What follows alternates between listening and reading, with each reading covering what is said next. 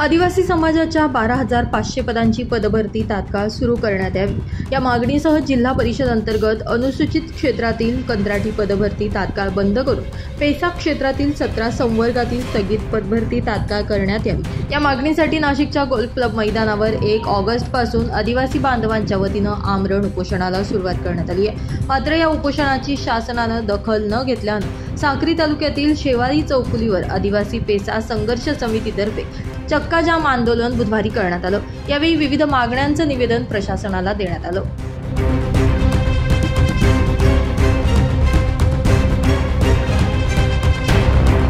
तब्बल 2 तास सुरू असलेल्या चक्का जाम आंदोलनामुळे परिसरामध्ये वाहनांच्या लांबच लांब रांगा लागल्याचं बघायला मिळालं। यावेळी अधिकाऱ्यांनी आंदोलनाची दखल घेत उपाययोजना करण्याचं आश्वासन दिल्यानंतर हे आंदोलन मागे घेण्यात आले। या रास्ता रोको आंदोलनामुळे परिसरात वाहतूक कोंडी निर्माण झाली होती। मात्र पोलीस प्रशासनाच्या चोख बंदोबस्तामुळे या ठिकाणची वाहतूक काही वेळातच सुरळीत करण्यात यश आल्याचं बघायला मिळालं। पवन संधानशिव, माझा महाराष्ट्र न्यूज, साक्री।